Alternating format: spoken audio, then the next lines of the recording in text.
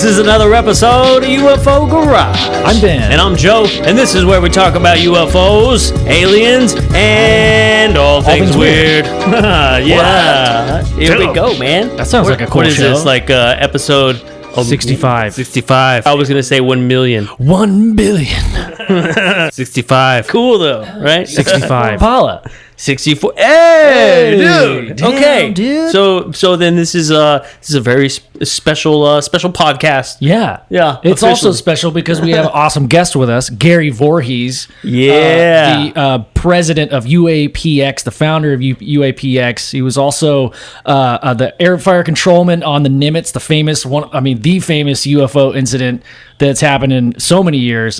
Just an all-around awesome dude. Glad to have you on today, dude. Thanks so much for joining us, man. Hey, no problem. I've been looking forward to coming back. Hell yeah. Yeah. So for those of you who aren't aware, he was on episode 30, and if you are aware, then congratulations. Here he is again. How you been, man? You been doing good? You're welcome. So, yeah, I figure I was going to have to do episode 120 after this. Yeah. Damn. We'll try to keep it prime. Hell yeah, dude. yeah, Awesome, man. Awesome. But, So how things been going with you, man? Yeah. not too bad. You know, just still doing the full-time gig with the cable company and, trying to get the company up and running and running smooth. Corona kind of put a halt on a lot of that. So, Man, yes, it has. It worked out because we were able to do a lot of reorganization and kind of get things going smooth. And, there's just a bit of work going that needs to be put into it. So, Yeah. So what are you, so in this stage, what stage would you say that you guys are at with the UAPX? I mean, what are y'all looking for? What do y'all need? I mean... Well, we need a whole lot of everything, mostly money. Yeah. Just like everything else. Yeah. But, it's actually not as bleak as that sounds. Because, like, the donations help a lot because it's, like, that does the day-to-day stuff, because we got renewals on the nonprofit. We got, the infrastructure with, like, the Google Suite and stuff like that. We just decided to go with Google Suite. And then... hopefully, eventually, that'll be free for us. But until we get a federal nonprofit status, then I can't really apply for it because I wasn't aware that we weren't already. Dang. See, that's what I mean. Those are the little things that just pop up. When we had a lot of people doing a lot of different things. A lot of different directions it was going in. So. Kind of consolidated everything, kind of, flushed out the people that wanted to be there, because we kind of have a strict media policy. I don't want people, running out promising, we're going to save the world. Right. Yeah. Yeah.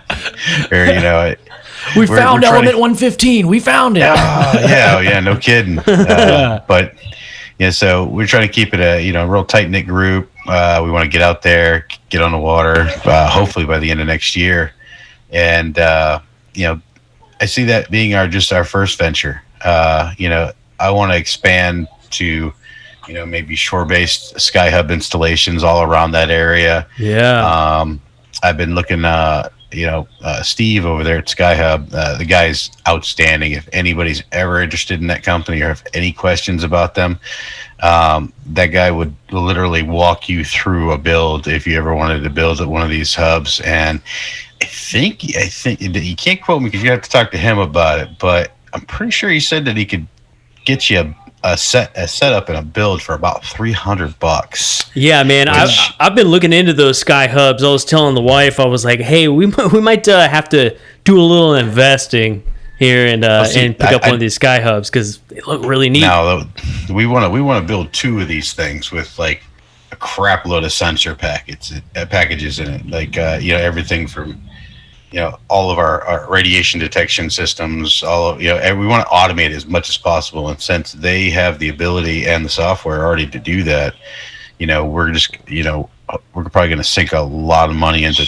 2 of these massive industrial sized sky hubs to stick on, the forward and the aft sections of, portions of the ship. And then with that out of the way, and, that constantly recording data sets, GPS coordinates, stuff like that, and all that data, the precursor work that we're doing is going to allow us to be able to, as we're getting our data sets, be able to get rid of information that's not what we're looking for. So our precursor work is a lot. We got to get lists of ham radio operators. We got to get what radio stations are in those areas, weather phenomenon that's normal there, satellites that are going to be going by at the time. So we have all these, commercial air traffic, military traffic, all these different things to coordinate so that we don't have bad data. Yeah. So we got a lot of groundwork to cover. So that's where a lot of the time is being consumed with, the downtime that we have now. So hopefully by the time we get out there next year, this stuff's all going to be just throw it on the ship, strap down the sky hubs, grab our binoculars, grab, Mason's cool little binoculars and start looking for weird shit in the sky. Yeah, man. Yes. Yeah. So I think we kind of glossed over this, and you're explaining what we do. But for those who don't know, what is UAPX? So UAPX was started by me and Kevin. We everybody knows Kevin. He's the face of this whole event. I'm like the lesser known guy behind him.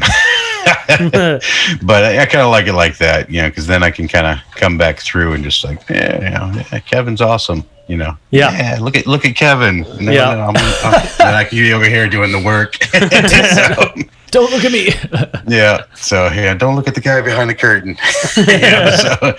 No, Kevin's absolutely outstanding, and he's directly responsible for all of this, because without that one phone call from him saying, hey, would you be the president of a company if I wanted to start it? And I'm like, no, but I'll be the vice president for you.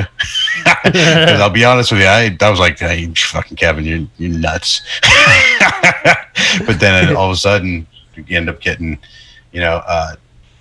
all kinds of just crazy people involved with this that I just never really thought would be coming together. People like Kevin, Dr. Kevin Knuth, Michael Hall, Dave Altman, Christopher Altman, which is actually a co-worker to Kevin Knuth, and he's also, he's also a scientist that works with Kevin Knuth. I'm probably gonna butcher it, but his name's Matthew M. Zygas, PhD, but he's a dark matter scientist and radiation and an expert in radiation detection. Bruce Maccabee, everybody knows him. He's a consultant for us. He's not going to be directly involved with the actual expedition due to poor health, but he's going to be involved with a lot of the correlating data and doing a lot of the crunching numbers and things like that. Cool. Then, of course, I don't know if you guys have heard Dave Mason, but you should definitely check him out because he's a man up my alley. Self-made engineer, worked on everything from talking about like big telescopes, like observatory telescopes and things like that. That's cool. And he's a co-founder of his own company, a for-profit company where they take in, repair, and resell like really high-end test equipment and just any type of really high-end electronics, and they also just repair high-end electronics. So the guy is just, I love bullshitting with that guy. He's endless hours of just what if. Yeah, man. Love and that. Then we got Preston Dennett, which is kind of prominent in the field, which that poor guy, I wish I knew who he was before. I was like trying to weed people out of the company that didn't really need to be in the company, not because they're not cool or not because they're but they didn't have a purpose in the grand scheme of the actual projects we were doing. And then of course we got Chris. Doesn't he write? Isn't he a writer? Preston did it. Yeah, but he also is like the most foremost person on USOs. Yes. The guy. Where's that little clicker thing? Go ahead, bark again. I have one too. I got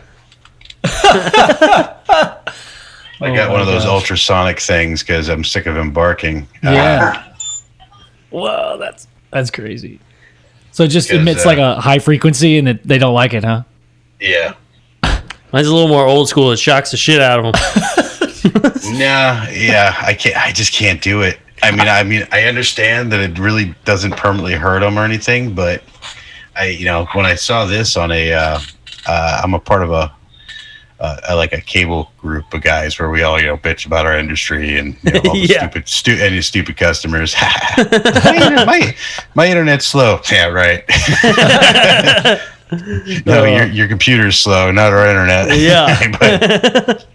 but I saw a video where the dog's just like barking his head off at the gate, and he's just like, because like we have to work right next to these gates all the time, and the dogs are just like trying to chew at us through the gate, barking at us, and he just hit this thing, and the dog's just like, I don't like that. I'm going away. Oh, that's kind of cool, actually. That's awesome. I mean, it was only like $20, so I was like, if it doesn't work, I'm only out $20. Yeah, that's not bad at all. Yeah, and before people destroy me all over the internet for saying I have a shock collar on my dog, I tested it on myself first. All right, on your balls, right? That's a testament right there. Yeah, now we should do it live. Yep. It wasn't fun. We have ours. Birdie has one for when she's off leash. We should check. We should test it on this episode, dude. I don't know, man. It's definitely not fun, but at the same time, I don't bark every 15 minutes. So Well, I mean that, and people don't realize that it's not just a shock collar. Most of them have different levels. They have a vibrator, vibrator, and then there's even one that has like I don't know if you have it, but it has like a little paddle that you put it right on their the bottom of their neck, and it's got a little paddle that they don't like. It just smacks them right in the Adam's apple, and or whatever they have there, but they don't like it. Yeah. So. But I have to check out that little beep thing. Yeah. That's kind of cool. Yeah, that's have awesome. to get one. Yeah. Is it you do lawn service, right? Yeah. Like you do landscaping. I don't. I'm sorry, but that's why I call it lawn service. It's all good. I'm just a cable guy, dude. I mean, I'm literally the guy you're always waiting on. Yeah. But so you gotta run into dogs all the time. This is a way where you don't have to kick the Chihuahua across the yard. Yep. Yeah, man. Yeah, we run into quite a few animals. Punting chihuahuas. Punting chihuahuas out of there. Oh, dude, the little dogs are probably the worst. And it's not that they're like bad. It's just they're the ones that are the quickest to bite. Yeah. Yeah. The only dog I really won't mess with is a chow. That chows, for some reason, everybody's got that dog that they're just like, not messing with that type of dog. Yeah. I'll go up to a pit bull and I'll wrestle with the damn pit bull, but a chow comes out with that fluffy tail. I'm like, nope. You need to put him up. Put him up. I'm like, there's an evil in that dog. You need to put him up. Yes, dude. There's an evil in that dog. Well, what it is they usually just attach themselves to somebody in the house, and then they're like ultra protective over them. Mm-hmm. So like my when I was a kid, my cousin had a chow, and we were wrestling. We were like, brr, and I was really giving it to him like noogie style, and he started crying, and that dog just tore the heck out of me. No. I mean, it's like, oh crap, I'm like running up the hill, and he's still trying to chew on me. Yeah. The only dog that's ever like came after me was a schnauzer, so I've never been a big fan of schnauzers. That's the only dog I've gotten bit by too. Yeah, right on the finger. Yeah, one of these. The same one. I don't know. It might have been. We were babysitting a schnauzer for a little bit, and I can't remember what handed. I can't find the scar anymore. I got scars from my dogs, but I just have 3 fluffy-butted corgis. Yeah, I was on my iPad. That's more my wife's you guys decision. Used to have 2 cameras. No, not. I mean, at one point, I think we did like our computers, or maybe it was a phone or something. But yeah, we might have done that. Yeah, we have just the computer set up because I have yet to figure out how to get Zoom from one computer output into the same computer in my recording software. I've got to figure that shit out. But yeah, we've actually got a GoPro right next to you, so that's where it's actually recording us, and then we're recording the screen for you, so we can like superimpose onto the video later. Well, hopefully it's clear. I got a pretty solid connection, and this is supposed to film in high definition. So yeah, you look pretty good. You're looking good, man. Hell yeah, that's just that. Like when you go online and like they say, what's the bare minimum I need to start a podcast, and then they say, well, you can't go lower than this, and then that's what I got. Yes, man.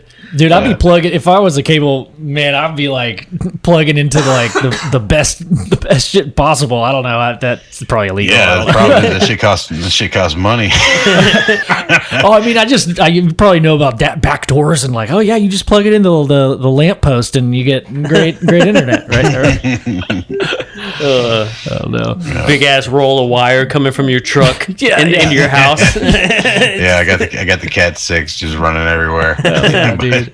That's awesome, man. That's awesome. But yeah, so so you're saying you have all these people that are on board with UAPX that all have like specific interests and expertise in all these fields. So, I mean, correct me if I'm wrong, but you guys are looking at the science behind these propulsions that you guys have witnessed, and you're really interested in the science, right? Yeah, that was what we're focusing on. You know, anything else we find out, it's just kind of a bonus. Yeah, we all have all of our theories and everything like that, and everybody's got the more profound and then the most, the more crazy theories and stuff like that. But all four of us, me, Jason, PJ, we're all part of the company. PJ does all of our our website. He takes care of all our IT stuff, basically. I take care of all my own over here. But hopefully soon we're going to have our own servers set up so that we can actually, control all of our flow every in and out. But we got the UAPX store, so you'll be able to buy swag soon, hopefully. Nice. I gotta design that shirt for you, man. We got to put that in the shop. Yeah. We're gonna make sure that's like the UFO Garage special edition UAPX shirt. Yeah. Hell yeah. Hell yeah. But it comes with little balls on the bottom of the shirt. I was like, beforehand, is Pokemon gonna be okay? I was like, yeah, they won't give a shit. And I'm like, now I'm thinking, man, I should have put my UFO Garage shirt on. I'm like, damn. Shit, dude. No, I was actually about to ask you, is that a Pokemon shirt? I'm glad you kind of brought it up. Sure is. It's my Pokemon shirt, dude. Because I love to keep messing with my wife and asking her, do you mind or love being married to a Pokemon master?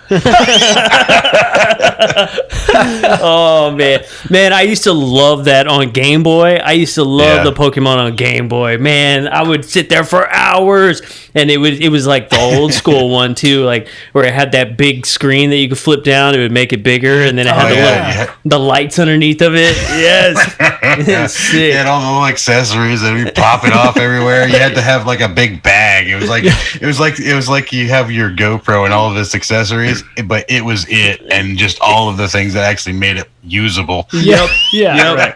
The extra big battery pack. Hell yeah. The extended light that came off the micro or whatever it was at the time. It was some type of USB style port, and then that stupid magnifier thing you had to put over the screen to actually see what was going on. Yes, man. Yeah, and I remember one of the clips broke off the side, so my screen would be lopsided. So I would sit there and play it all lopsided. But that game was so fun. And then I just thought I was hot shit when I got the blue, like, see-through one. And you could see all the hardware inside. I was like, hell yeah.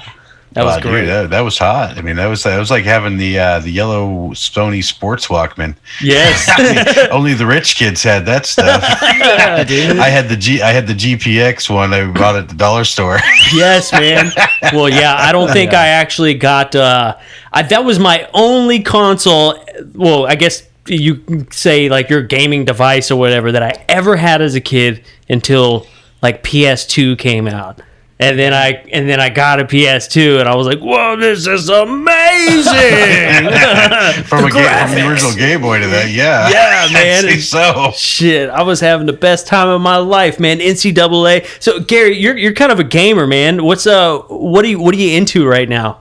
Well, I've been playing a lot of Pavlov's Shack. I just downloaded a new game. What the hell was it called? It's a fitness game on. I got an Oculus Quest that I've been just playing the crap out of. I want to play the Star Wars on the. Oh yeah, the Vader. Yeah, I've got the first one of that, and I haven't bought the rest of them yet. It looks they pretty actually cool. just came out with a new Star Wars one that has about 3 hours of content. I think it is. Damn. Shit. Is it But so? it's Is the Oculus its own console, like the headset, or do you have to plug Yeah. it into another? Yeah.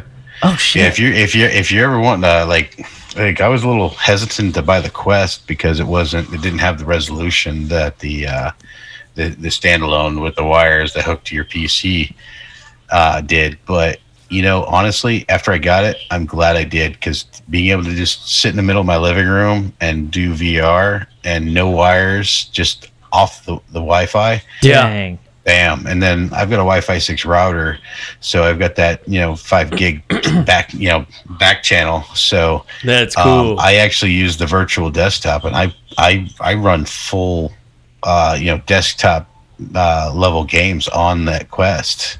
That's So- awesome. Damn. That's awesome.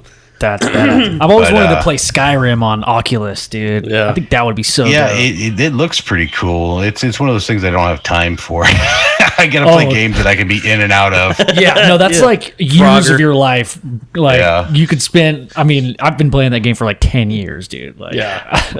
But the great thing is like they just came out with the newer version of it, and it's like 10 times more powerful, and it's got the same resolution as the Valve Index. I mean, so the Valve Index costs like $1,000. Yeah. I mean, and that's what you're paying for, is like high-end hardware and that beautiful resolution without the screen door effect.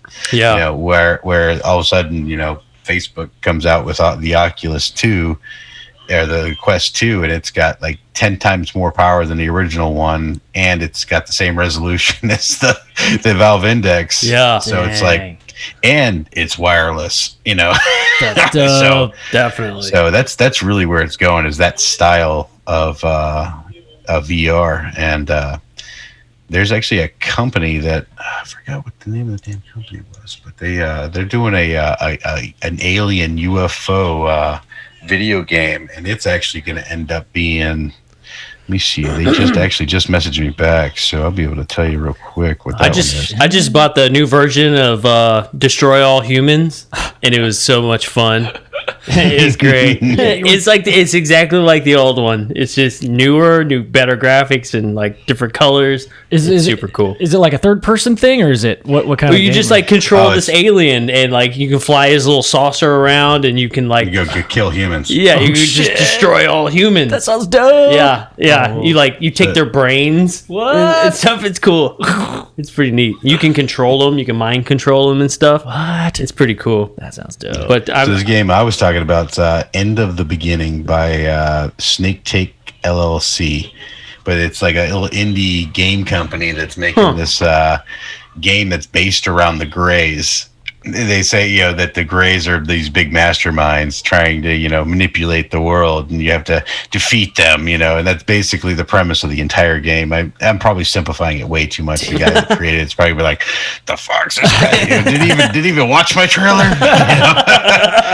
But it looked pretty cool, like something you could get into for a little while. yeah, So hell yeah. I'm looking forward to being able to hopefully coax that guy into giving me the playable demo. Yeah. Yeah, that'd be Oh, pretty yeah. sweet. What about you, Ben? What kind of games are you into? Oh man, I haven't played video games in a while, but I mean, like I said, Skyrim, dude. Like I've spent so many hours in Skyrim. I've tried like COD, and I just my heart rate gets. My blood boils when I play like shoot 'em up games. I'm like, Oh, it kills me. Like I play Modern Warfare because it's like a game you can just pick up and drop, just like all the other ones, right? And Yeah. so on the PC, I play World of Warcraft and Modern Warfare. Yeah. I'm into I've a been lot playing- of the like the city builders. I love Civilization, Surviving Mars, those Tropico games. I love that stuff. I remember playing Tropico, dude. Hell that yeah. was fun. I love those. What was that? What was the one where you would build the cities back in the day? Sims? SimCity? Yeah, SimCity, man. Oh, I tell you what, man. I used to spend hours on SimCity. I know, man. You can turn it into God mode and start making tornadoes and stuff and hurricanes. Yeah, that was cool. That was cool. I used to always get into Roller Coaster Tycoon. I never got into any of the spin-offs of that, because there was a lot that just that was kind of like the first builder, and then everything else kind of came after that. Yep. The only other one that's similar to that, I did get into the playing Zerg a lot. Or what's the StarCraft, the original one? Never got into the second one, but hell yeah.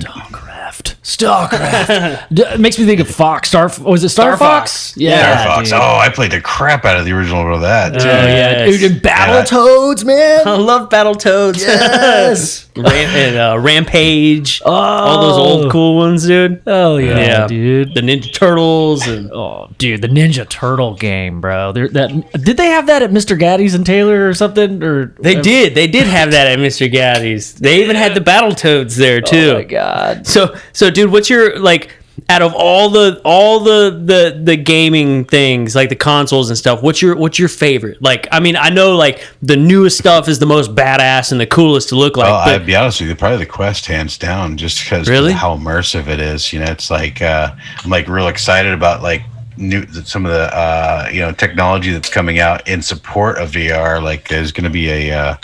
omnidirectional treadmill coming out that's only going to be like $3,000. I mean, it sounds like a lot of money, but when it comes to those type of toys, that's nothing. Right. Yeah. Dude, I've seen the videos of that treadmill, dude. Man, how immersive that would be, dude. Yeah. I love that idea. Running around on another planet, like in your living room. Yes. Oh, I can't wait. I mean, that's Pavlov's awesome. Shack is a first-person shooter on there, and I can't wait to hop on that thing and just run around.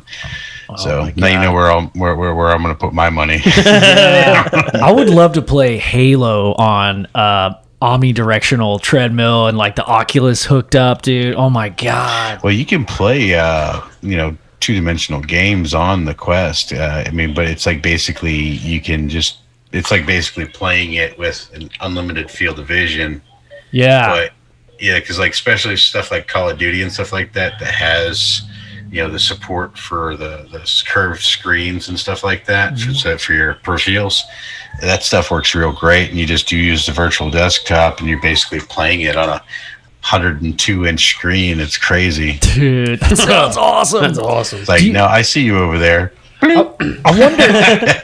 I mean, this might be. I might be getting back into aliens for a second or UFOs, but man, wouldn't you imagine like that would be like the optimal way to fly a UFO, like without having to put windshields on your craft, like totally immersive helmet that you can just see. It probably is immersive, but complete like you stick your hands on these things and it just pops the images in your head. Yeah. I mean, ooh, that's even better. Yeah, no wearable technology. It's just like you don't even need it because it's part of the design.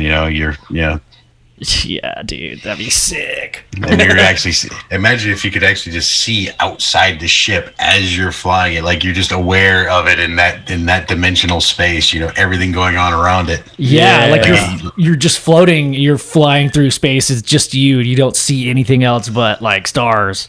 Yeah, yeah. That's you're just aware. You just like have an awareness of how big you are as a ship and all the cameras that are around it, which I'm sure is just like video sensors, where we have to have a camera, they probably don't. You just fly around with this like ability just to understand where you're at. Yeah, man. There's that well, I guess it's probably it's a few years old now, but like the the glass technology. Like I was looking at some of that stuff that they were using it on, like in cars. You know how like you're driving and like your windshield. And then like the little separators, the little dividers right there, and you can see right through them. It's so cool. Yeah, while you're driving, yeah, it's awesome.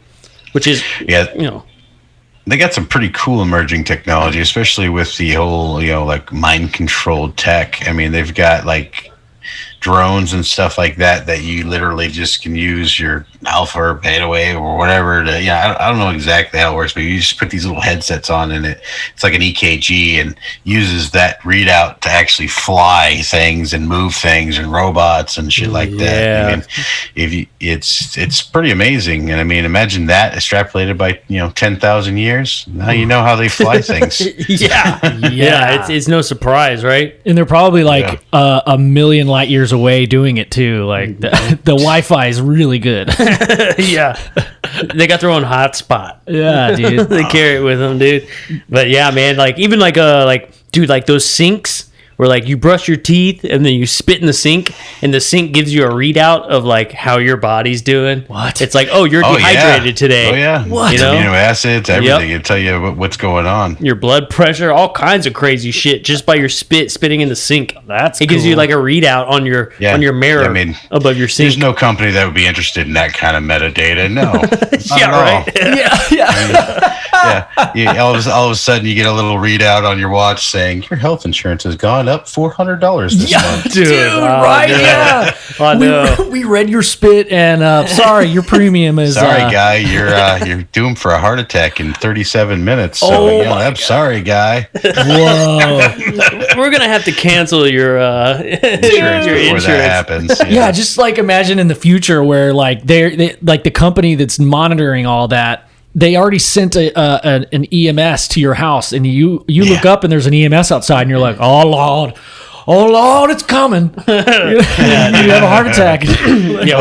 Honestly, if we had that kind of level of technology, we wouldn't let our bodies get to that point unless you're like some off the gritter that's like, I won't let no technology fix me up. Man, that's how I feel when I talk to my wife sometimes. Because we were watching that little thing on the spit in the sink, and I was like, I won't even spit in that tube and get my DNA read. Like, why would I just spit in some random ass sink? Like, I don't trust it. I think I'm on the fence with you like that. I won't do the 23andMe or any of that stuff. I'm like afraid, like, where is this data going? I mean, who is exactly getting access to these data banks? Yeah.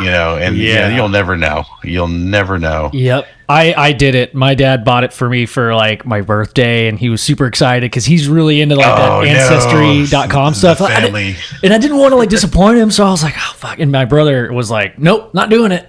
And then I was like, dude, but Dad's really excited about this. Like, just do it. So we both did it. And like, sure enough, like our cousin emailed us and she was like, hey, just saw that you popped up on my family tree. Oh my God. Oh, no. Wait. You should have just like pretended to take it and then been like, Dad, I didn't know we were African. Or had like one of your coworkers spit in it. Turns out we're not related. It says here you're not Mom, the father. You got some explaining to do. Yeah. Oh man, I feel like I was adopted now. Yeah, man. But that stuff's crazy. I know one of those companies I think got busted for selling to third parties. I think that was Ancestry. Was it Ancestry? That's the one I did. Oh, now your shit's sold to like Dr. Evil, and now he knows like all your genetics. Yeah, great. It's kind of a scary thought when you think about it. If a lot of people were to do that, and there was like some nefarious like company who gathered all this data, and it's like, oh look, we can now tell that the population is susceptible to this, and if we wanted to like what if they wanted to wipe? I mean, we could take this coronavirus thing like right now, just like as an example if we want to get like rabbit hole-y conspiracy theory. Like all these people that spit in a fucking cup. How did they know that we would all be susceptible to this one random ass disease? They were like, shit. And then the Bilderberg meeting, they were like, hey, we could try this new SARS-CoV-19 thing. Want to try that out? Yeah, they fucking do it, and they're killing like 0.1% of the population. Hey, it's just under 5% worldwide. Oh, okay. Yes, that still sounds like a lot. I mean, when you look at the numbers, it really looks like, oh my God, But I'm not really sold on like the response that we've had from it. I mean, obviously, if I go into an old person's house that's like half dead, I'm gonna wear a mask and I'm gonna, but like I'm absolutely. going into I'll go into your house and it's like, I don't see any babies. I don't, well, one of you has babies. So. Yeah. But, I don't know. I just don't see the reason behind it. I mean, it's just like you can cherry pick all your readings or not, but the majority of the studies say that the masks don't really work all that well.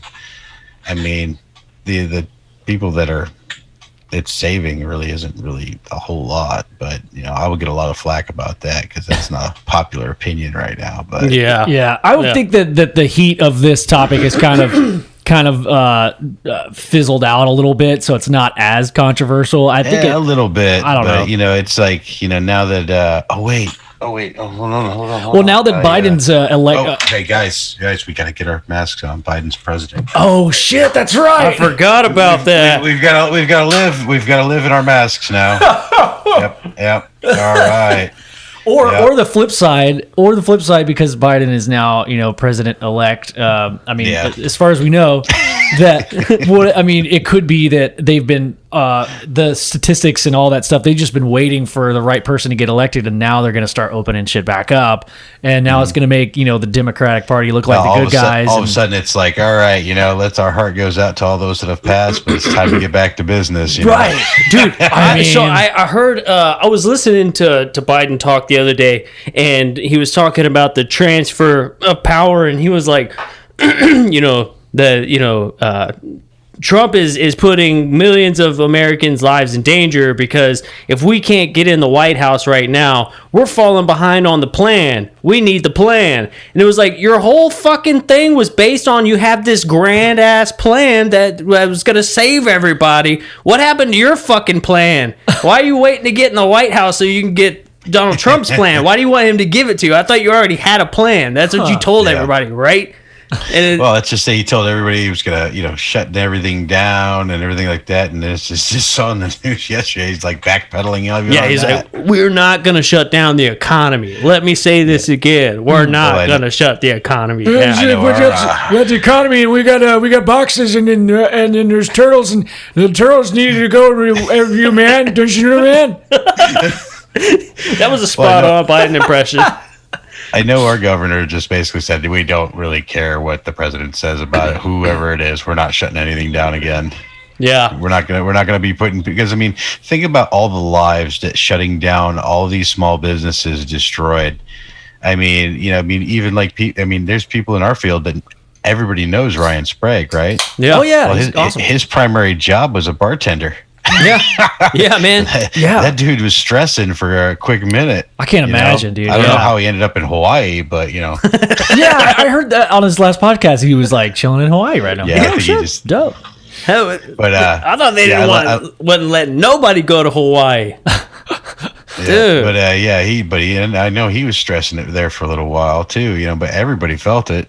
Oh yeah. Man, my field like exploded. I could imagine yours did too, man. Like in the cable, everybody having to work from home. You were probably busy as shit. Hell yeah, I have been just swamped with work, man. Well, I'll be dead honest with you. When this first happened, I was like, well, they're saying pandemic, so I'm gonna go ahead and stay home since I have a lot of vacation. Yes. Hell yeah. So I think I was home like 5 weeks. Damn. Yeah, that's badass. Hell yeah. Yeah. So the company came out because they were getting a lot of flack because it was basically business as usual. It's like, if you die, you die. Oh well, get out there and fix the cable. Yeah, man. Just let us know if they don't let you in the house. Yes, I know our company. Like when things seemed to be crazy, they were like, it was like a Wednesday, and they were like, okay, we're shutting it down. And then, so that was Wednesday, Thursday, Friday. And then by Saturday, they were like, hey, you guys all need to come to work Monday. Go on ahead and just come back. We're all just going to come back. If somebody gets sick, we'll just get tested and we'll play it by ear. But until then, we got shit to do. Yeah, let's go. Because we all have to eat. Yeah, exactly. Exactly. I kind of like food. And, I like to wipe my ass when toilet paper is available. Yeah, absolutely. Yeah, I saw this meme the other day. It kind of cracked me up. It was like, any job that puts food on the table is essential. It's like, well, yeah, of course it is. Yeah. Be right back. Yeah. Yeah, man. But yeah, this whole thing's been just nuts. It's thrown a kink in a lot of people's plans. I know here in Austin, dude. I mean, our like the city's economy is based off of restaurants, bars and live music. That's what we thrive on. It's known for its nightlife. Yep, and it's all gone. Like I'm sure downtown San Diego took a big hit, with Fifth Street. Yeah. Fifth Street was like the spot. I mean, I know like our cities were here in Florida. We're tourist central. Definitely. And all of a sudden, they're saying, "Oh, hot spot, don't go to Florida," and then nobody came here. So we've got a lot of restaurants that went out of business. We got a lot of small businesses that are just packed up, done. Yep. Yep. A And lot of our family businesses and restaurants that have been here for 40 plus years, they're gone. Like they're just not here anymore. It sucks. It's a real bummer. Yeah. What was And that? in the middle of it, Austin, the election, Austin decided we wanted to raise everybody's fucking taxes too. So it's like, okay, everybody's out of a job. Nobody's got any work. Nobody's got income going. Yeah, let's build a fucking train through the city, right? Well, cool. Yeah. Didn't the stimulus check take care of that? No. Oh yeah, totally, man. Yeah, I've still got money left over from that $1,200. You don't have to pay your rent anymore, right? No. Yeah, I heard that you don't have to pay your rent. You got stimulus. That the utility, you don't have to pay your utilities anymore either. I heard. Yeah, it's just it's all free. Yeah, everything's free now. Well, Everything's Biden's president now, so it's free. Everything's free. Yeah. Oh yeah, hey, yeah. Just quit paying my shit. That's a nice guitar you have there. I think I deserve it more than you. Yep. or at least cut it in half and give half to Gary, Right. So it can be equal. Yep. You guys can It's got to be fair. Yeah, well, Doesn't matter. I can't argue with that logic. I mean, it doesn't matter if you worked your ass off, and paid for it in cash. Yeah. Oh man, dude, wasn't it you that was telling me that at car dealerships, like people assume that if you go and pay cash, that it's better, but actually they end up fucking you more if you go in and pay cash because they want you to finance now. Was it you that was telling me that? Man, it could have been, but doesn't sound It very all familiar. depends on the APR. It all depends on the APR for sure. Dear God, And how much down? come out on this bat. Well, I mean, it really all depends. I mean, if you buy a new vehicle, then you're better off financing. And if you buy a used vehicle, you're better off paying cash because they can actually negotiate with you on the price of a used vehicle where they can't negotiate with you on the price of a new vehicle.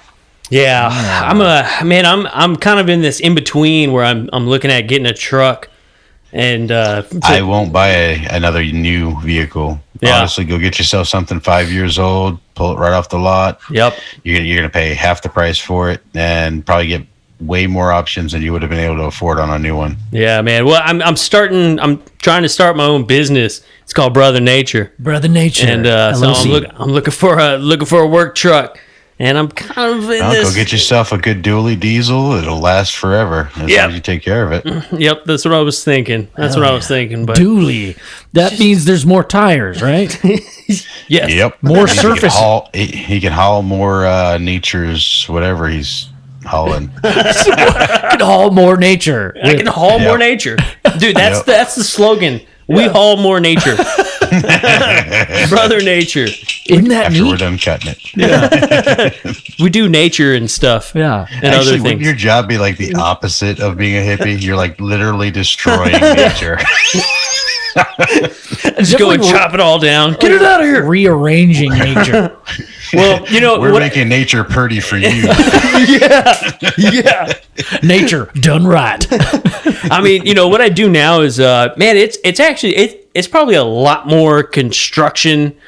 The landscaping is just the end part of our construction. Okay, so you do the actual land, putting in like the raised flower beds and the features and that's awesome. Yeah, that's real landscaping right there. We did we did it was like a 4-year project where we did it was probably like 150 yards up a cliff, like a big ass waterfall.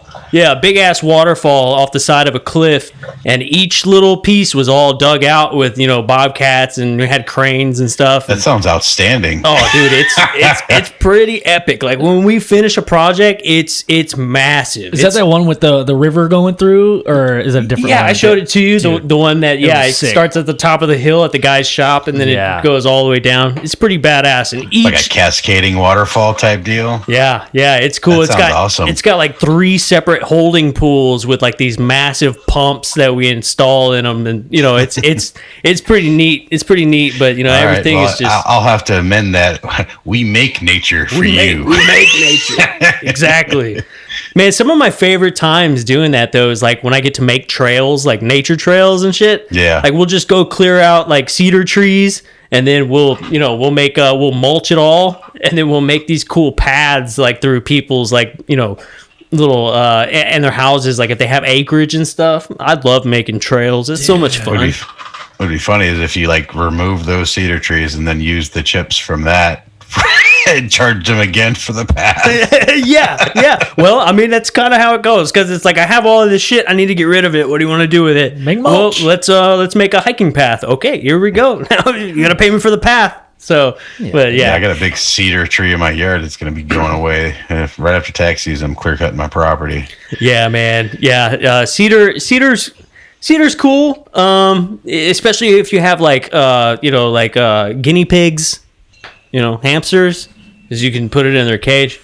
Other than that, that's not where I thought you were going with that. Yeah, no. Other than that, I was waiting for something super cool and interesting. No, they can piss and shit all over it. Yeah. It's awesome. Because other than that, cedar just gives you allergies. So fuck it. But, yeah, dude. Somebody's gonna be allergic to guinea pigs and cedar. That's a shitty house to live in. I can't live in here. I got all these guinea pigs, man. I was just listening to your boys over there on What If. Yeah, they did that episode on Admiral Byrd, and I've heard the story before, but I didn't really pay much attention to it. But then I was like listening to all the research they did on it, and I'm thinking to myself, wait a minute, that actually kind of makes sense.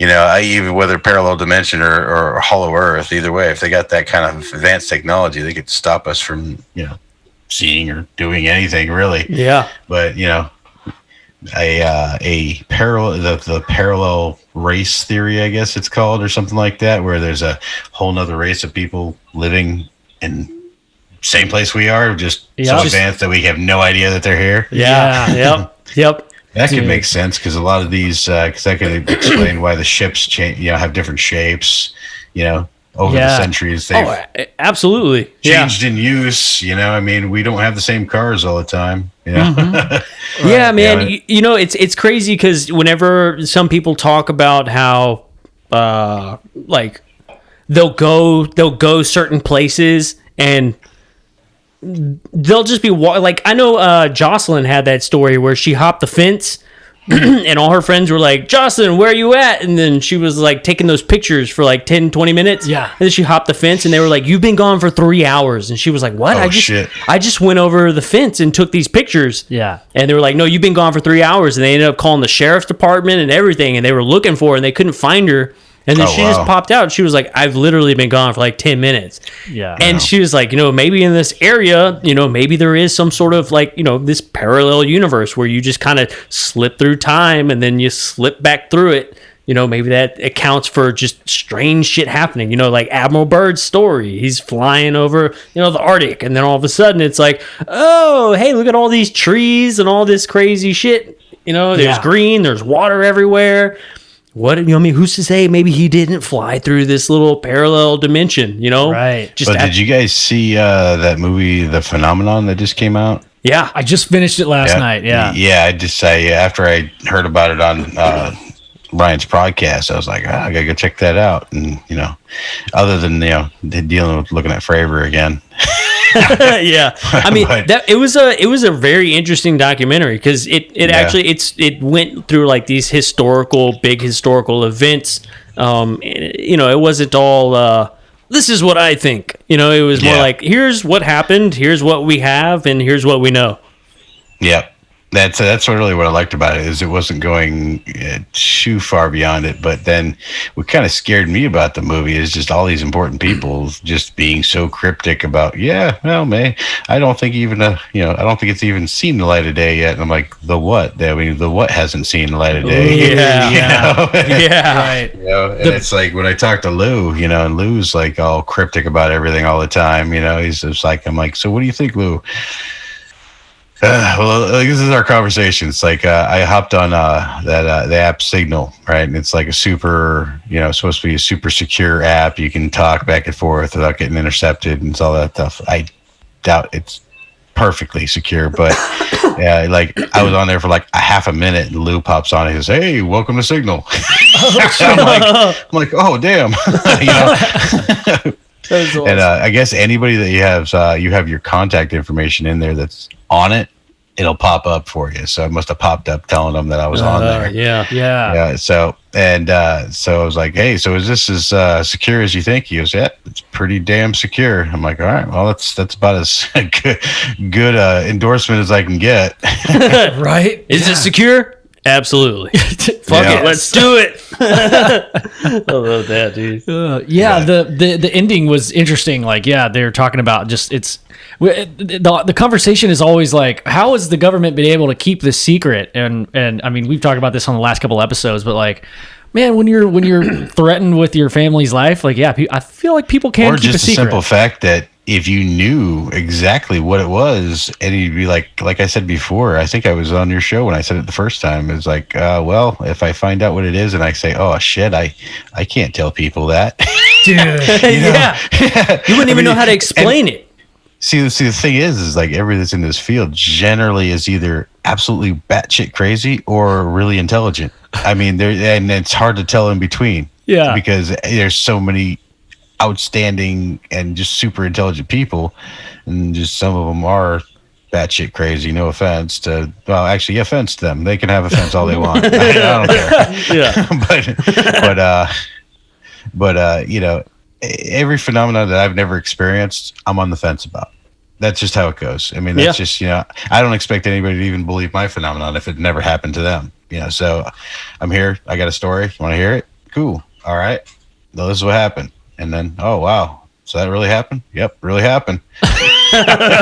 All right. You know what I mean? But, they're not going to believe you, not really, unless they're like really, really want to believe it, So yeah, absolutely. That's the unfortunate truth about everything is people will believe anything if they want to or if they're scared of it. Yeah. We were talking about the two categories of people. There's like either avoid them both.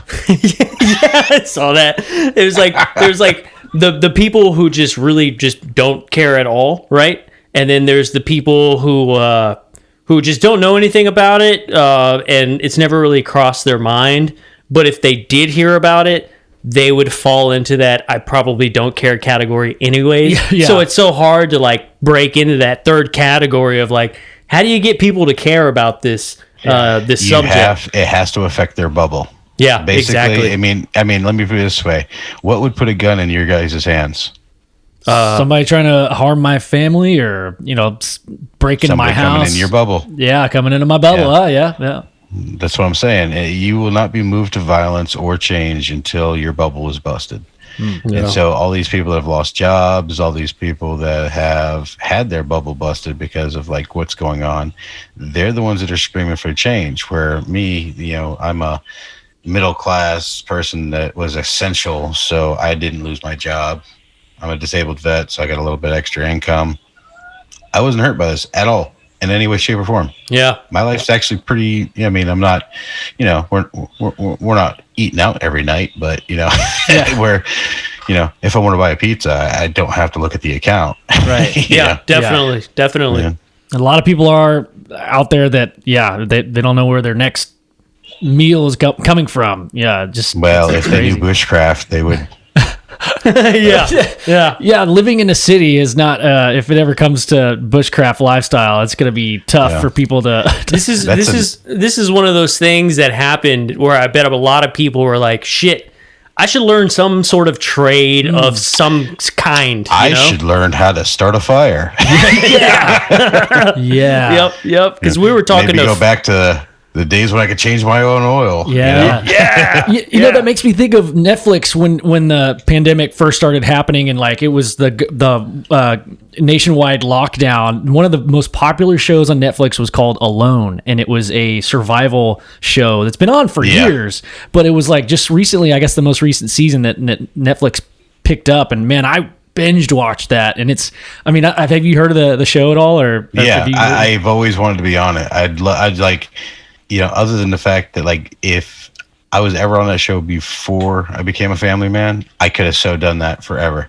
Now I'd be all like, I miss my wife. I want to see my little baby. Like that would drive me crazy now. But prior to that, dude, I could have lived out there for years and like, I'm alone. Oh yeah, that's how that guy won it, right? Like I can't remember if that guy had a family. I don't think he did though. I think it was just him. But probably like everybody else that was like almost there, they just totally broke down. Like I gotta go home and see my kids, and I mean, it's crazy seeing how that affects your psyche. Like you think like before you even like you're daydreaming about it, like I could last 3 months, but if you actually get out there.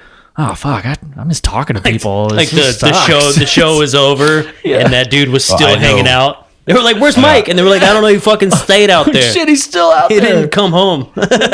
I'd be just too busy just getting everything I need to live. I mean, every day you gotta be, from dawn to dusk, just to live comfortably. So that's.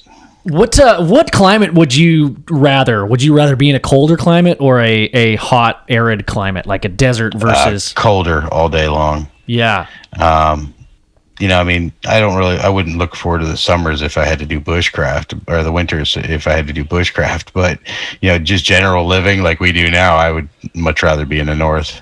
Oh yeah.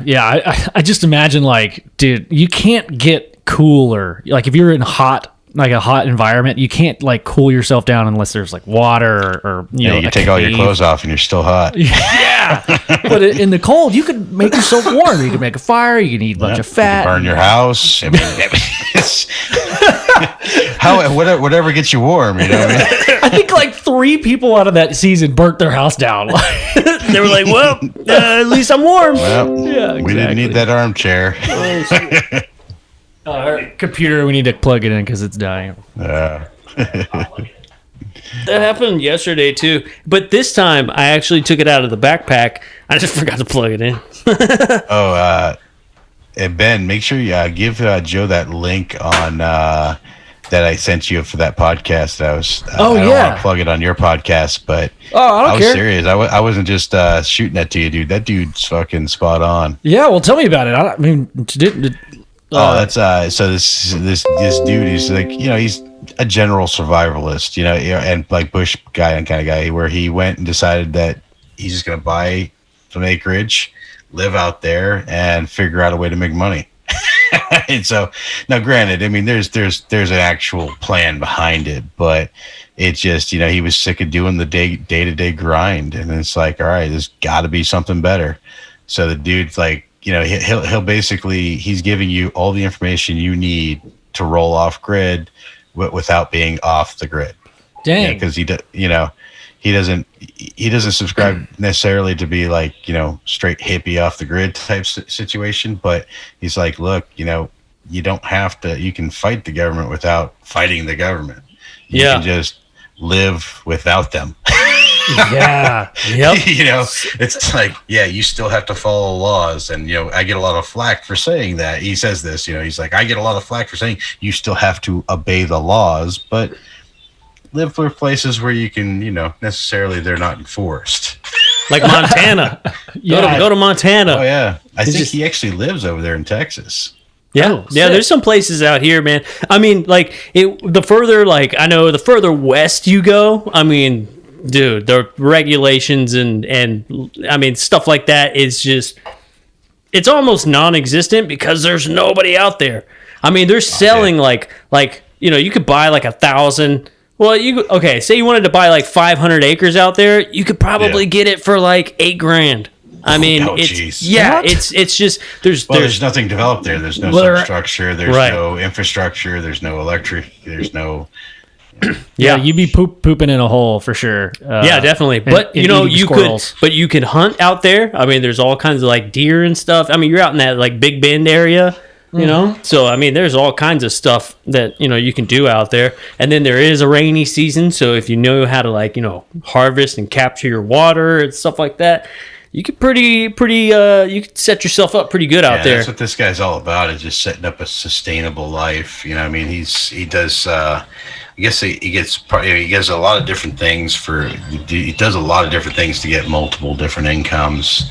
He's basically dipping his hand in any pot he can to try to make money, but in the long run he ends up making quite a bit. And then he ends up putting on these like workshops on his property where he invites other guys that are like, this guy's a bushmaster expert, this guy's a aquaponics expert, this guy's a compost expert, and then he invites these guys in for these workshops and then sells like at $800 a ticket for you to basically spend a whole crap load of time out on his property and learn how to do all this stuff. Yeah, that stuff is super cool. I studied permaculture, and there's a guy, his name is Jeff Lawton, and he actually went out to Israel in like one of the most barren, just dusty ass places.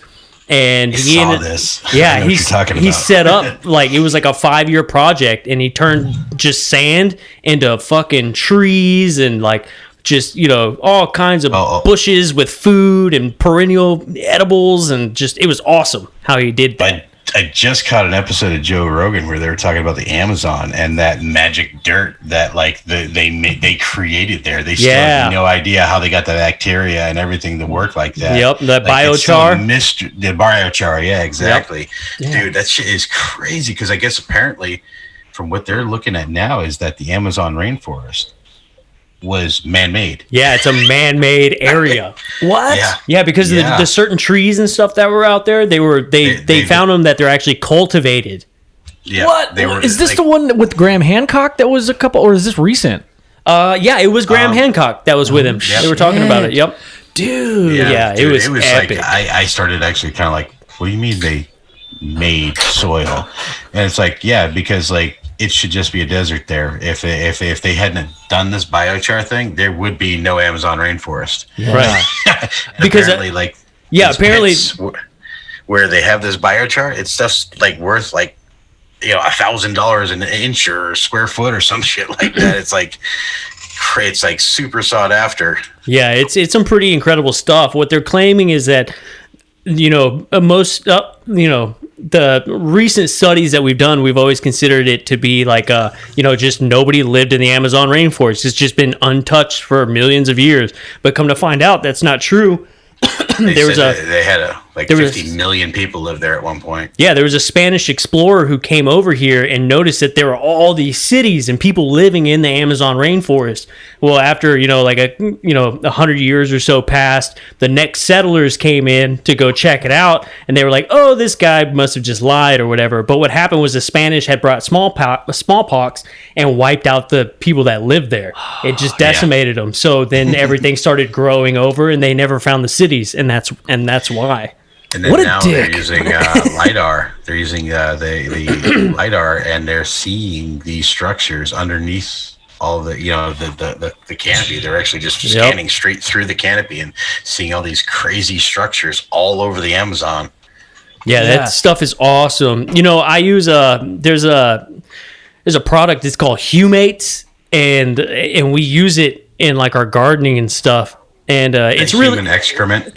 No. It's actually a layer of ancient dirt that was around like whenever the dinosaurs and everything was around, when there was it's dinosaur poop. So yeah, probably. But all the bacteria and stuff, and the oxygen content was really high, carbon content was really high. That's why plants and everything were just massive. So all the stuff that those plants fed on in those days is still trapped in this layer of ancient dirt. So they'll go and they'll dig it out, and so all the microbial life and stuff that was around during that time, we can use it currently today on our plants, and holy shit, does it work, man. It's amazing stuff. Sounds like it's similar to that biochar stuff. That's kind of what it is. Yep, that's kind of what it is. Well, they got a good idea how they actually made that stuff, but they don't understand how they cultivated like the bacteria, I guess. That's from, Yeah. Because looking through a lot of the soil books that I got, it's a to-do to get a good compost. It's not just I'm going to throw some freaking leaves on top of you, and then throw some oil, some rotten fruit on top, and it's going to be good. No, there's a thing to it. There's a science to it. Yeah. Yep. Yeah. Just think it's talking about soil. Man, I was cleaning my gutters out yesterday, and that's good stuff right there. Well, dude, I had no idea. Like, maybe you can answer this, Joe or Gary, but like, there's dirt in there. It's not just leaves, but there's dirt at the bottom, like really rich looking stuff, man. I'll break it down for you. Everything breaks down to dirt. Basically, you just think of that as not dirt, but as biomatter. So like it was alive. Everything will break down to that, and you probably found earthworms up there too, which was crazy, huh? There was like a billion little tiny bugs and like big bugs and like worms and it was alive. And then also too, you got to think about it. I mean, there's all this dust and stuff in the atmosphere, and so when it does rain, that rain captures that and turns it a little bit muddy, so it'll run into off of your roof, which is dirty and dusty, and then down in your gutters, which is dirty and dusty. And I've got a metal roof. Yeah, so it probably slides off a lot easier off of that metal roof. So if you want to start a compost barrel, that's some good stuff to start it off with. That and some good rotten food. Yeah, hell yeah. Well, my whole backyard is like full of this like really rich soil, like leaf compost. I don't know if it's compost yet, but yeah, dude, I'm definitely gonna use it. Sand.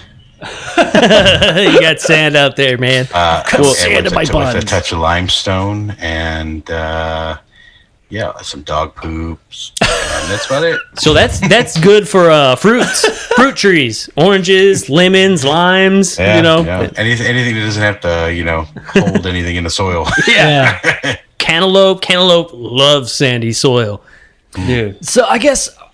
So we're talking about like the difference between. I never knew this, but like I always thought like sand was just really dry dirt. But apparently, I mean, this is such like you learn this in really, really, really little rocks. Yeah. So there's no way you can turn sand back into soil, right? Like you need carbon. Well, you can introduce biomass to it.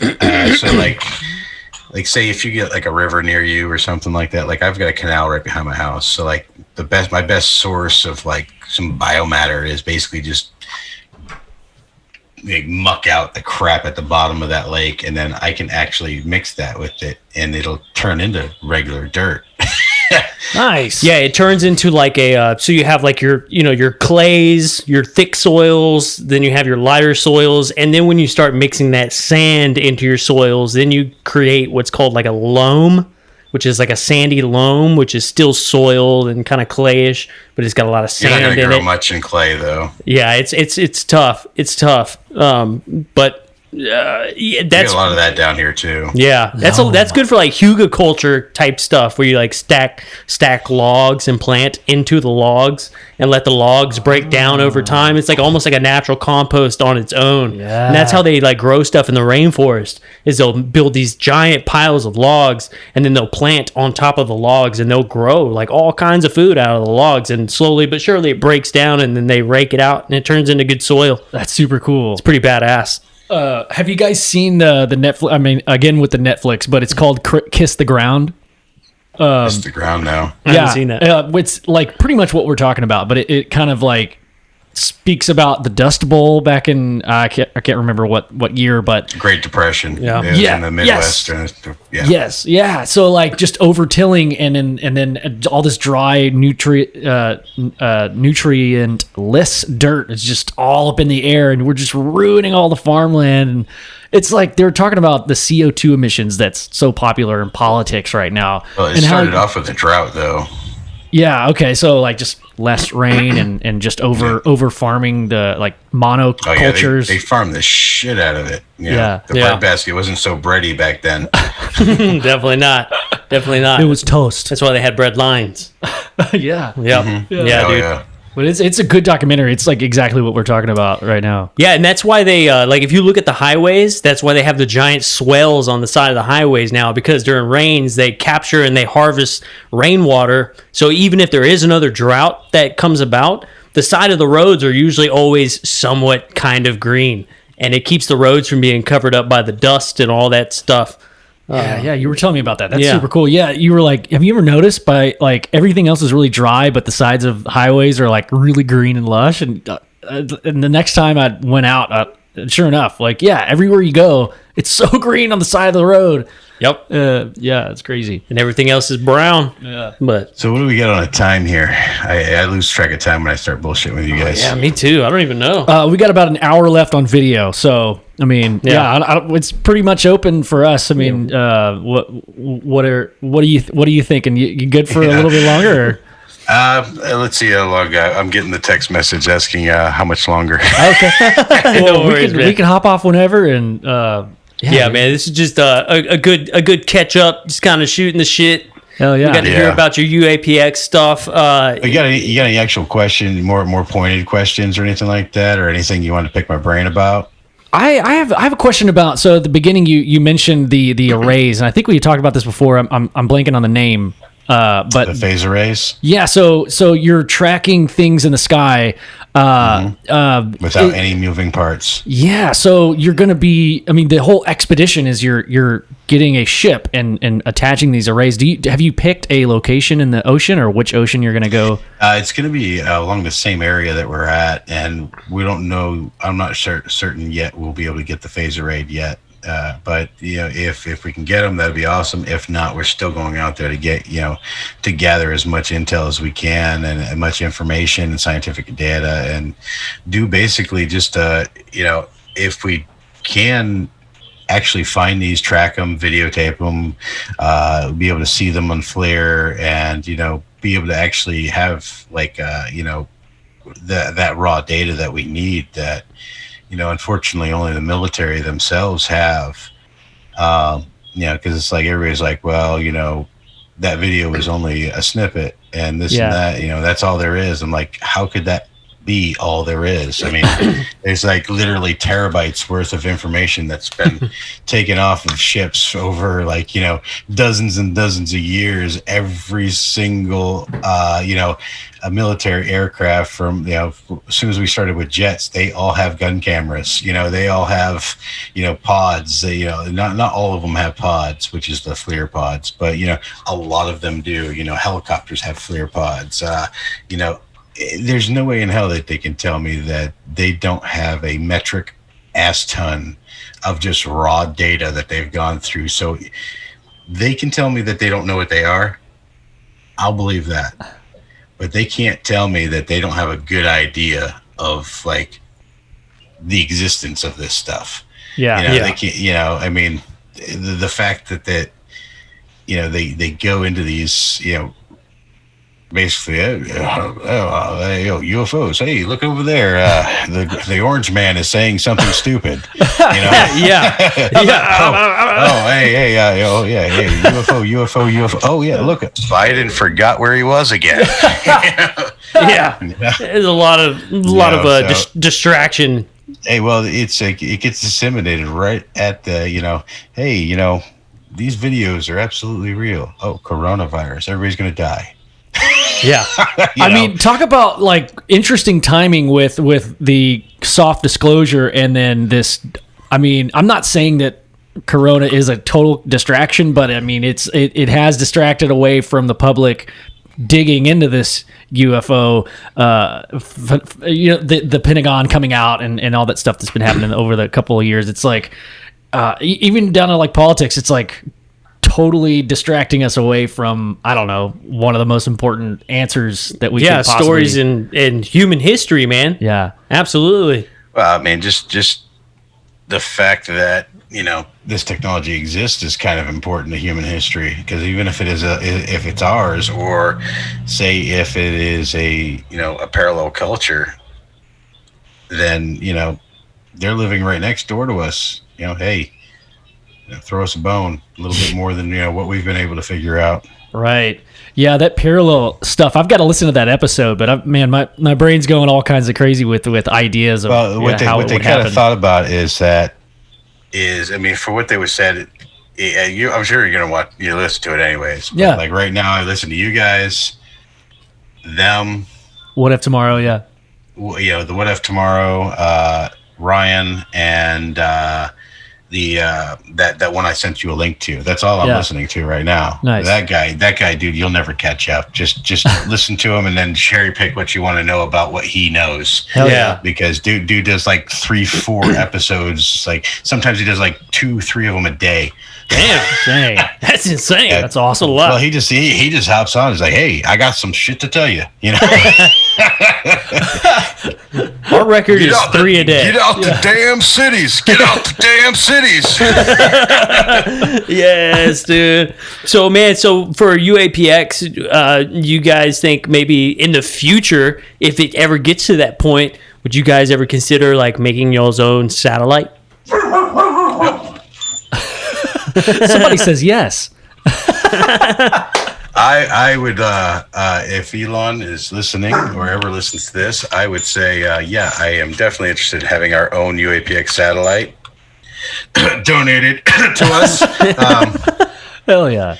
I'll tell you what, if we ever get big enough to be able to afford a satellite, you best damn well believe we will have one. But, I'm a big fan of utilizing all tools available. I'm not going to be biased just because of technology. A lot of people, I'm not worried about the spiritual side of all this right now. We've got plenty of people that are handling that. I mean, there's, and I've got some, we both know we've got mutual friends in this that, that's their thing. Yep. And, that's like 90% of it. Yeah. Yeah. Well, I'm not that. Yeah. So, Yeah. and I respect that just because I do have my own faith, and that's just it.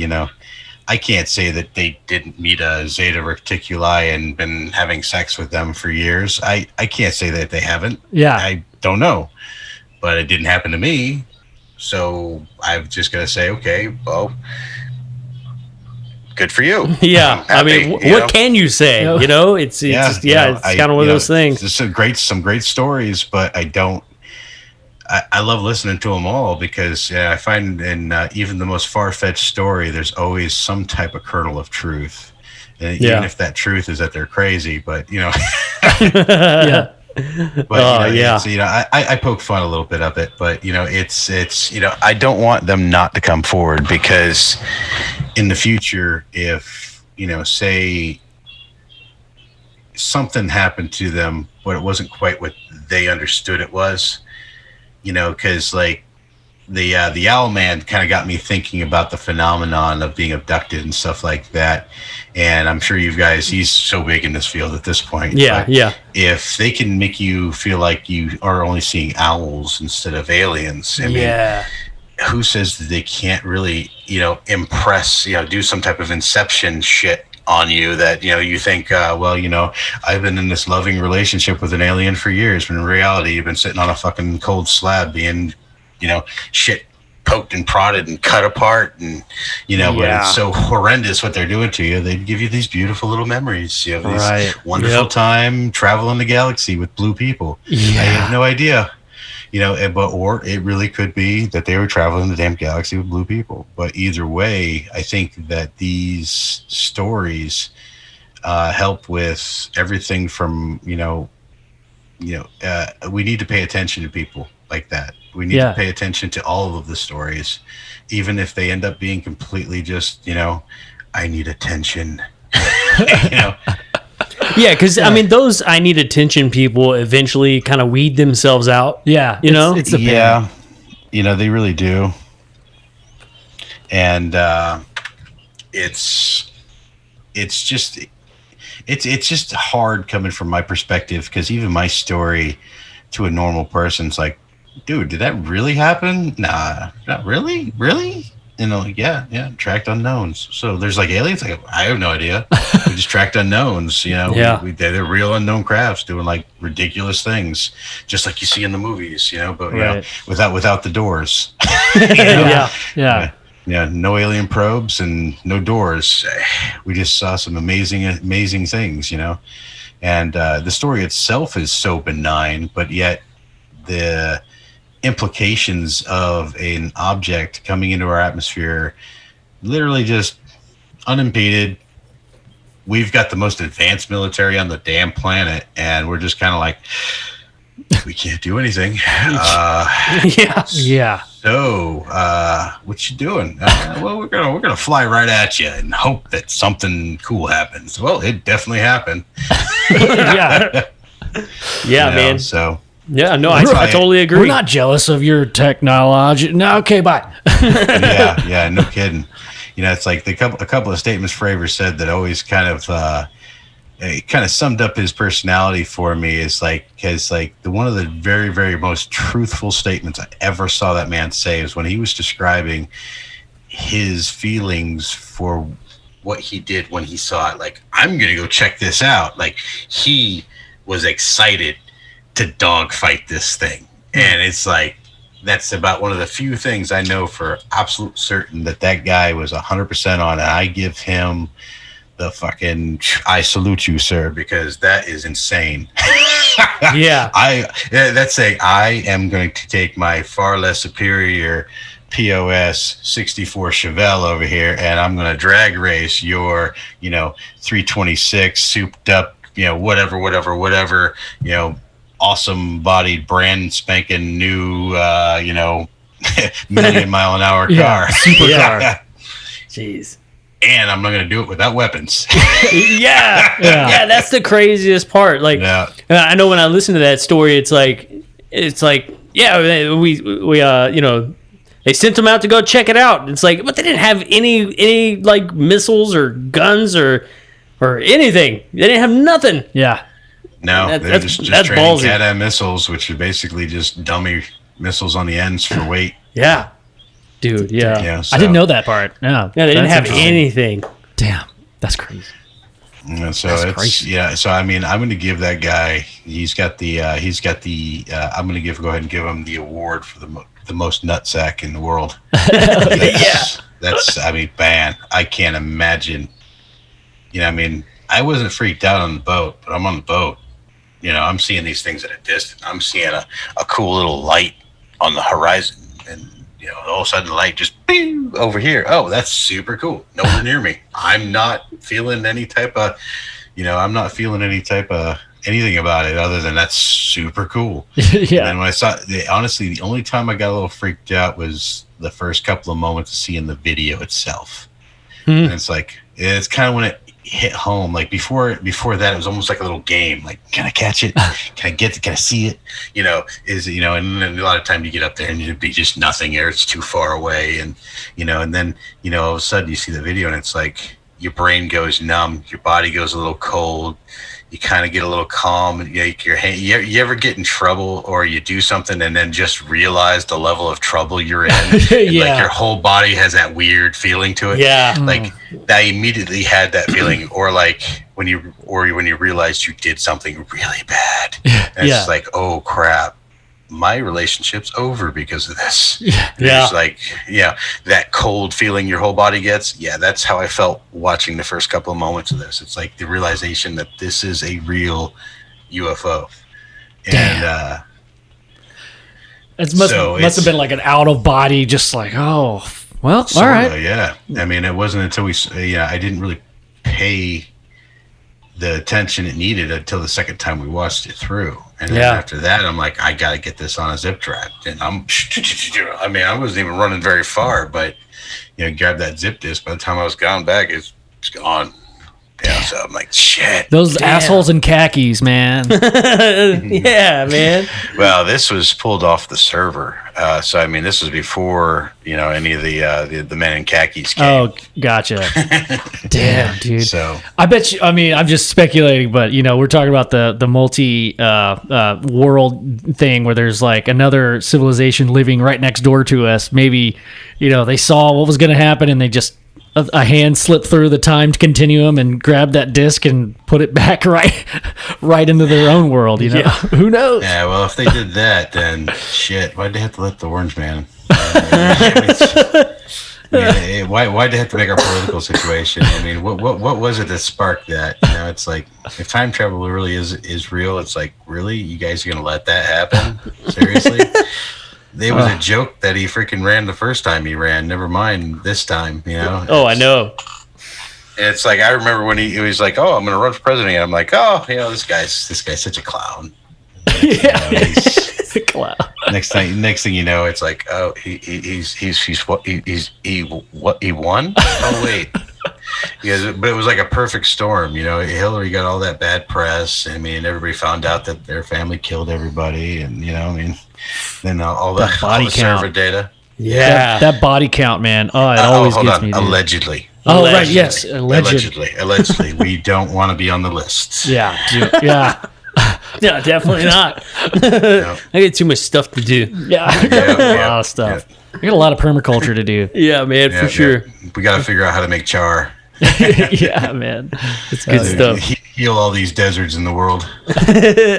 Hell yeah, dude. Man, I don't know, dude, but yeah, that I can only imagine, man. That had to have been like almost like paradigm shifting in a way to like see that for the first time, like, you know, like you were saying, it just kind of this feeling came over you that I don't know, man. I couldn't imagine. You know, it's different for me because, you know, I saw it on the news, I've seen the video clips, and it's like, whoa, that's really cool. But being like a person who is like involved with it, tracking it, and like you're saying, it was just this shiny little thing on the horizon, and then actually seeing it. Never thinking this would ever see the light of day. Exactly. And then all of a sudden you're like, holy shit. Like, I'll be honest with you, the whole time I was kind of waiting for them just to come on board and be like, motherfuckers, give us everything you got, you know, shut everything down, you know, but it didn't end up like that. It wasn't even anything dramatic like that. It's just like, yeah, we need all your tapes. If there's any other tapes, make sure that they get recorded. They're over. Okay, thanks. Have a nice day. And then, you know, no evil overlords. No, you know, I've got no knocks on the door telling me to stop talking about it or anything like that. So no reptilians showing up. It makes you wonder, like, if those guys, you know, like at home base, they're like, okay, look, we got to go there. We got to get these films. When you get there, make sure you fucking play it cool. We don't want anybody knowing that this is a big deal. Yeah. Right? Then they show up to you and they're like, hey, yeah, we need to get those tapes from you. If there's anything else, just record over it. Thank you. Have a nice day. Yeah. They get that stuff. Take a bath. You know, they come back to home base and they're like, we got it. We got it. We got the information. We got everything. And they're all celebrating and shit. And like everybody else is just kind of like, they didn't even know. Yeah. We got it all. We got everything. They don't even know what they had. Yeah. Yeah, we did. We completely knew what we had. We just can't do anything about it, guy. You could have just they just like give us it over anytime. You didn't even have to play it cool. You could have been like freaking out. We still had to give it to you as soon as I'm ordered. As soon as you said, turn it over. There you go. Yeah, Leavenworth's not you know, that color is not my suit. Yeah, right. Yeah, so no thanks, you know. And I remember when Kevin had convinced me to come out about this, and you know, it was kind of like it was a big decision because, you know, I do have to worry about my family and stuff like that, and you always hear these stories about the Men in Black and how the government really busts down on guys that do this, and I haven't really found that be the case. I mean, I just not that important, which is cool with me. That's fine. I don't really want that kind of attention. But you know, I hear about, you know, people like Bob Lazar where their lives were ruined by this and stuff, and I'm like, you know, to be fair, I mean, the things that they were saying, though, I mean, you know, it's like, oh yeah, we got 9 discs and we fly them regularly. Yeah, that's quite different than. You know, I saw some type of object that was really, really fast and really, really slow. Yeah. Yeah. It did both. Yeah. What was it? No clue. It's unknown. Yeah. They're probably this guy's good. Yeah. So, you know, and I'm not taking anything away from the guy because, you know, some parts of the story kind of don't add up for me, but some parts really do that are a little scary, about his description of biometric readers. Yeah. Things of that nature that are, some of the technology he described from back then that are just now only filtering into the mainstream. I could very well say, that's, a lot of that technology definitely was probably employed on that base. But I can't say that it wasn't developed by us, though. Ooh, right. Yeah. I don't think he ever said he saw an alien. He only saw the technology. So, this could be, Earth 2 is inhabitants that, are living here is technology. They could still be human. They just could be just, they were the survivors of the last cataclysm. Yeah, man. Yep. There's a lot of different, I told you guys, I just never stop with the whole hypothesis thing, Oh, I know. That's been the latest one that's really been sticking in my brain lately, is that there's another set of humanoids living on this planet. I'm not really even saying reptilian. I'm thinking more like us. Yeah, definitely. Just like us, yeah. And because that'd be the only reason they'd really have a vested interest in us and not just wipe us the fuck out. Yeah. Because, the only way that I could see a prominent civilization that was that advanced, not just saying, yeah, these monkeys are about to destroy this whole world, so we're just going to go ahead and just, spray the roach spray out, throw the bait traps, and right. These ones scrolled down into the mountain. Hey, Carl, go get the snake. I like the idea that that Bigfoot and the Greys had sex, and that's what we are. We're just a mixture of Bigfoot and the Greys. Yes. It's like, we'll take a little of this DNA, a little of that DNA, we'll mix it up, throw it in a centrifuge. What do you got? Well, this one's big and hairy. Well, it'd be funny if you popped it, girl. Oh, man, dude, yes. Yes. Yeah, I like thinking about it's the powers that be like to put it in our face, and I always like to think of the idea of vampires, right? They're not human and they live for a really long time, and for some reason they're always rich as fuck. What are they doing? What do they do to I'll make be money? honest with you. If I had forever to figure out how to make money, I might make some. Yeah. I'd probably set myself up. I'd insulate myself. I'd, make sure I had a lot of people paid a lot of money to make sure you never know about me. Right. Yeah.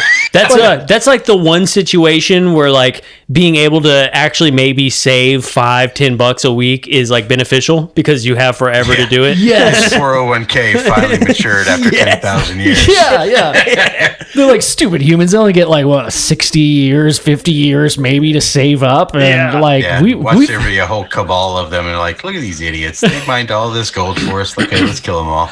Yeah, man. Yeah. But that's vampires, but they're they're aliens that live just like us, man. Yeah. Yeah, man. Oh, that's kind of cool. No shit.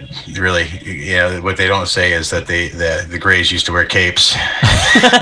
Yes. That'd be hilarious. They were it's really just a biosuit, but underneath they got fangs. And they're really good at counting. Yeah. One. Two dead humans. Yes. You're just getting all of us, man. Oh, that's awesome. Getting all of us. So that's it. That's enough to scare you for a while. Right? Seriously. So that's actually kind of the complexes that we're actually trying to think over too in the company, because doing this type of research, no matter what you do, basically the only time we're going to be left alone is if we find nothing. But should we ever find something, we're either going to run into whatever it is and the government. Or just the government. So no matter what, there's one thing, we're going to eventually run into the government unless we just find nothing at all. Yeah. Which I'm going to be, since we already have something, I don't think that's going to happen. So. Yeah. And of course, if we, strike pay dirt there, awesome. If we don't, then it just back to the drawing board, recalculate, figure out what we're going to do. I want to I want to put sky hubs on commercial fishing ships. I want to put sky hubs on, locals properties that will allow us all around Catalina, on the Baja, on the coast. A lot of those hippies would love that. Yeah, you can put one at my house. Yeah, no shit. Hell yeah, mine too, man. I'll sign up. Yeah. Hey, as soon as you pay for the parts. I'll start saving now. Yeah. If you actually go to their website, they have a link to all the parts you need to make a basic sky hub. And it shows you how to build it too. Shit, it's cool. That's awesome. Yeah, breakdown. All the software is it's all free. Everything is shareware. Or, I guess I don't know what any of it means, but yeah. But basically, it's all the directions to make yourself a little magic box that scans the sky. Cool. And the more you have in your yard, preferably at least 3 of them eventually, you can put them in different portions of your yards that can actually start triangulating things. And then, the entire network will be able to, once there's enough of them, we'll be able to correlate data between each other too, because it's going to be connected to the Sky Hub network. Yeah. Ironically. So when you get your own little Sky Hub thing, is that something that you would have to take the data off and then send it into like Sky Hub, or is it kind of like SETI it's a real-time feed right into their server? Okay, cool. Yeah, because I know I used to have that little SETI thing on my computer where it would scan the skies. Oh, but you didn't have to do anything; it just scanned it for you or whatever, and it would send the data like right back to them. So I didn't know if it was the kind of the same concept, but I mean, yeah, that makes more sense for sure. But yeah, if you look in the chat. That's the link for Sky Hub. Cool. We'll post that on the page. Hell yeah. Nice. And then we'll also post some UAPX stuff on the page too. Hell yeah, dude. So awesome. Dope. Now we have you'll see when you go to our page, the UAPX page, you're going to see like a thing at the top that says, it is the demo store, because we're still in the process of creating the store. So. Oh, cool. But everything else is up there that you can look at. You can look at all the team members, what they do. We've just kind of rewrote the mission statement a little bit, just to be more in line with scientific ventures that we are trying to endeavor on. We're trying to attract research grants and money from sources that are of academic nature. So, we're trying to really push the fact that we are not looking for little green men. We're looking to study the unidentified flying object phenomenon that we encountered in 2004. So that's the important message that we're trying to push. Hell yeah. Yep. Man. That's a great message to push. Yeah. Yeah. I mean, that's exciting. That's important. That's important because most people think, little green men, but it's like, well, we're trying to figure out. Yeah, we can get to the little green men shit later. Right now, we just want to figure out. Like, if it's little green men, it'll come up in the process of the investigation. Exactly. So I mean, and if it comes up, and hey, if I get on here and I just keep saying we haven't found anything for 13 years, but we seem to have crazy funding. Well, we found something, and I'm not allowed to tell you. Yeah. But I will promise, if at all possible, all of our scientific data will be free for peer review. Basically, once we get the data, we'll analyze it. Once we have it all organized and done up nicely in an actual, and Kevin Knuth and the other scientists are going to do their thing because they're professionally trained and all that. Yeah. So they know how to take that data and turn it into actual research. I'll be honest with you, I'm kind of tagging along with a lot of this stuff with those guys. I might have the intellect enough to understand the basics of a lot of this stuff that they're doing, but that's why we have Kevin. Kevin Knuth is just he's a pretty amazing person, and as for a head scientist, I couldn't ask for a better one. So that's awesome. With that being said, I think we got to wrap it up. Yeah, for sure. Cool, man. Yeah, no worries. Yeah, thank you so much, dude. Hell yeah, great to catch up with you, man. Appreciate you guys having me back on. Hell yeah. And I love this type of stuff. So, yeah, man. Yeah, because you go on these big shows, and like I said before, you're always happy, mind your P's and Q's, watch what you're saying, and stuff like that. But I know we've had a lot of conversations since I came on the podcast. So. Definitely. So I look forward to working with you guys in the future. And, when you do finally get that shirt designed for us, and I'll submit it to the board and see if they like it. And if they like it, I'll also submit the idea to put your guys' podcast as a contributor to the company. So, hell yeah. Cool. Brother. That would be awesome, man. Be awesome. I can't promise it because I am literally only one of the board members. So You're the president, dude. Yeah, well, all that means is that only means I got 2 votes instead of 1. You just got to take the blame for everything. Oh yeah. The brunt of it. Why haven't anything happened with this company? Well, see what happened is I have to work. See what happened was. All right, take it easy, guys. Yeah, man. You too, man. You got any more questions? I think we're good, man. I think we're good. If anybody has any questions, though, outside of what we talked about, post it on the page, and we can always get a hold of Gary. And Gary's on the page too. These guys definitely have a direct LinkedIn with us. You can actually find me and PJ and Jason on Twitter at pretty much. There's always one of us, ranting and raving on there. So I mean, I haven't been on there as much, but I know PJ stays pretty active.